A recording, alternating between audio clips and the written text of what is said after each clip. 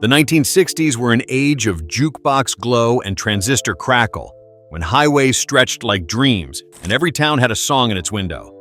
Between folk cafes and teen dances, between Motown assembly lines and British basements, 1,000 perfect records slipped between the headlines. Some burned bright, then faded from memory's shelf. So today we're looking back at 13 songs from the 1960s you forgot were awesome. Number 13, She's Not There by the Zombies. How would I know? Why should I care? Released in 1964, the Zombies' debut single merged jazz sophistication with British invasion energy.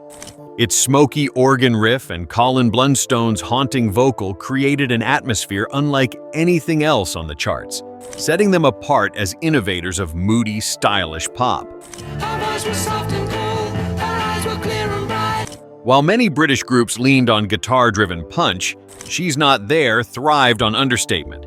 Its minor chords and jazz-tinged textures painted something closer to noir than pop.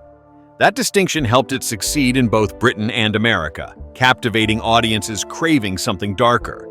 Please don't bother trying to find her. Rod Argent's composition drew inspiration from blues phrasing, but reshaped it into something modern. Recorded at Decca Studios, the arrangement emphasized organ and bass, while leaving room for Colin Blunstone's restrained vocal.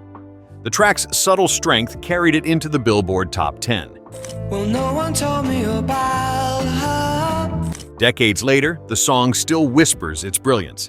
It proved atmosphere could rival force, turning silence and space into strengths. More than just a debut hit, it remains a reminder that pop could be eerie, elegant, and unforgettable. The way she had tagged the color of her hair. Number 12, Telstar by the Tornadoes. In 1962, the Tornadoes captured the wonder of the space race in sound. Telstar used futuristic clavioline textures and soaring melodies, transforming instrumental pop into something cosmic. It became the first British record to ever top American charts. The title came from the communications satellite launched that year, a bold symbol of possibility.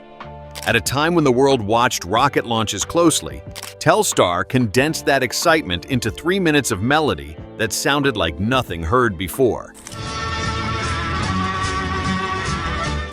Written and produced by Joe Meek, one of pop's true eccentrics, Telstar was groundbreaking.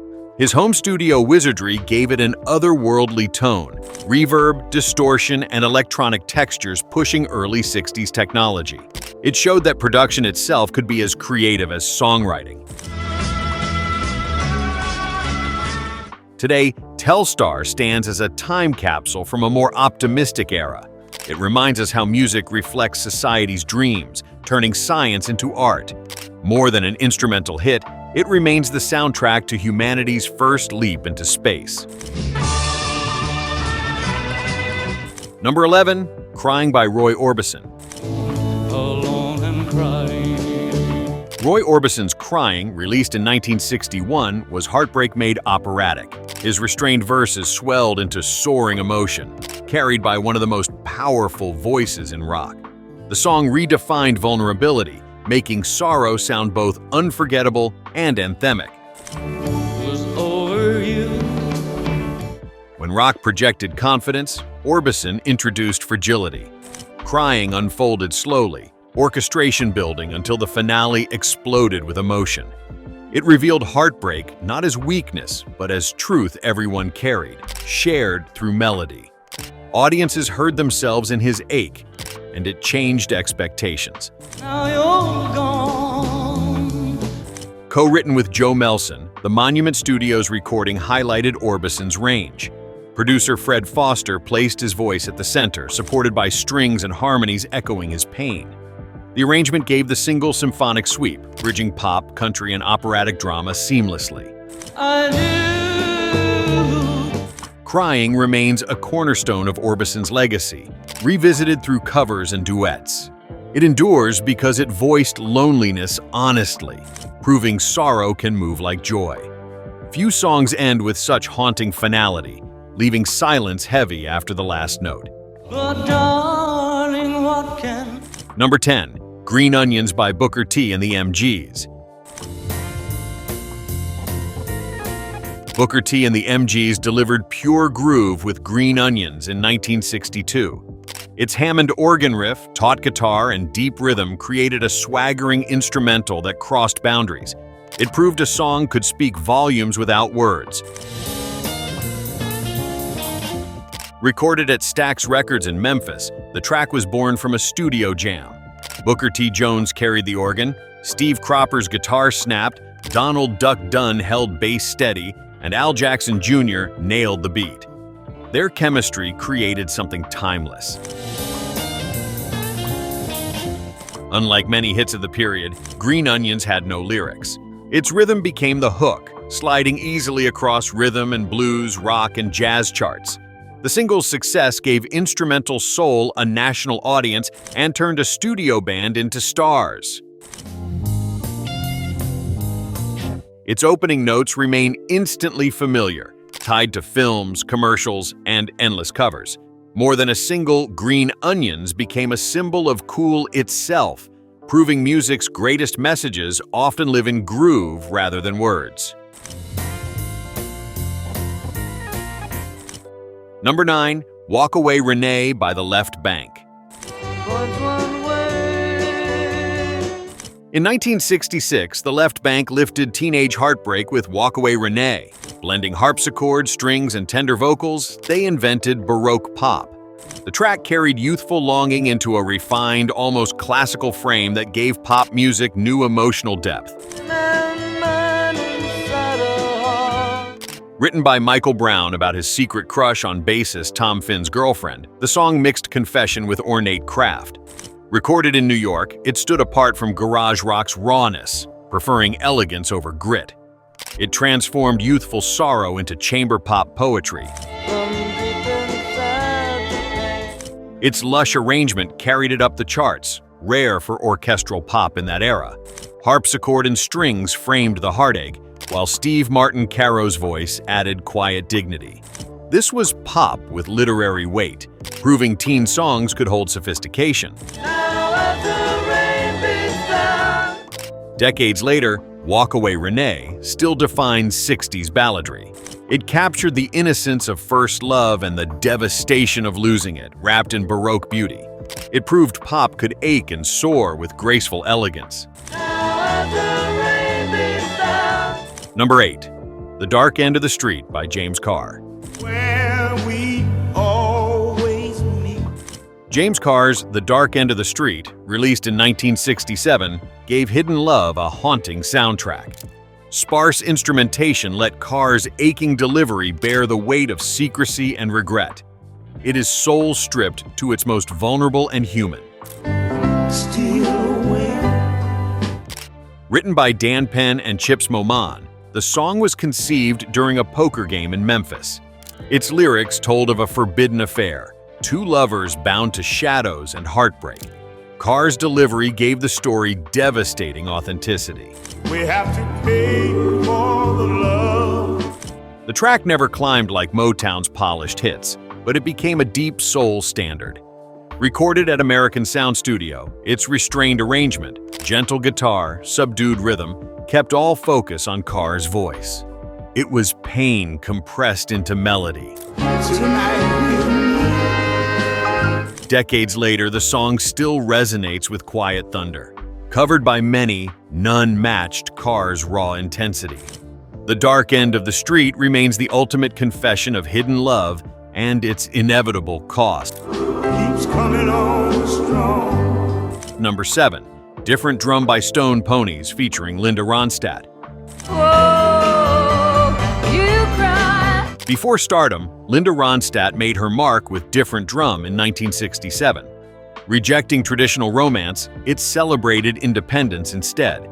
Its folk rock backing framed a vocal both tender and firm, signaling a cultural shift toward personal freedom and individuality. You can't see the forest for the trees. Written by Michael Nesmith of the Monkees, the song found power in Ronstadt's delivery. She sang with calm authority, telling a partner she would not be tied down. At a time when women were expected to follow convention, her interpretation sounded radical and new.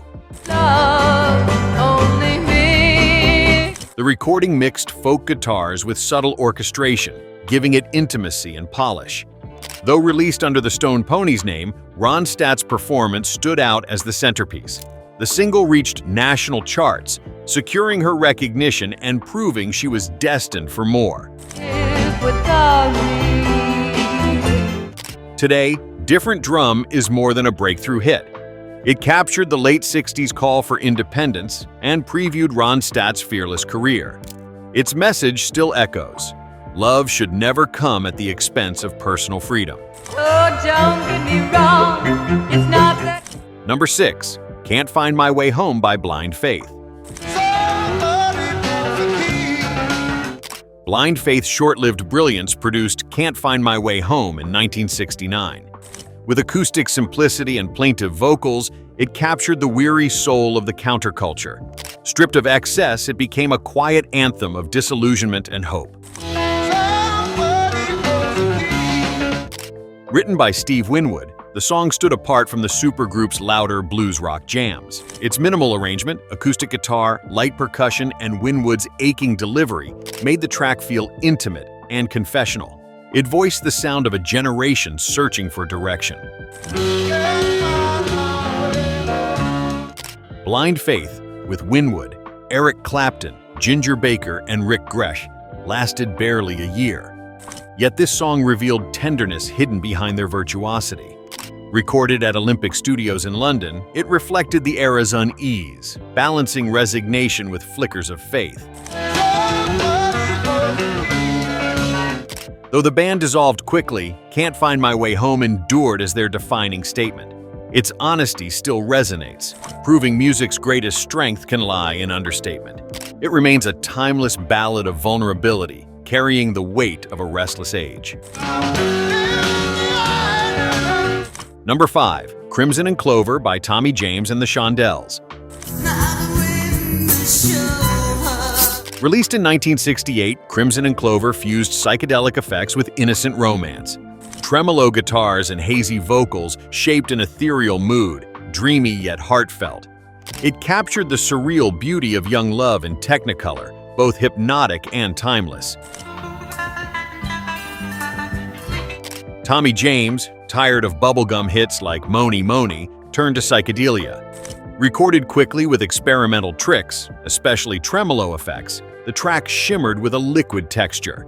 It marked a bold departure, giving the band a new artistic identity.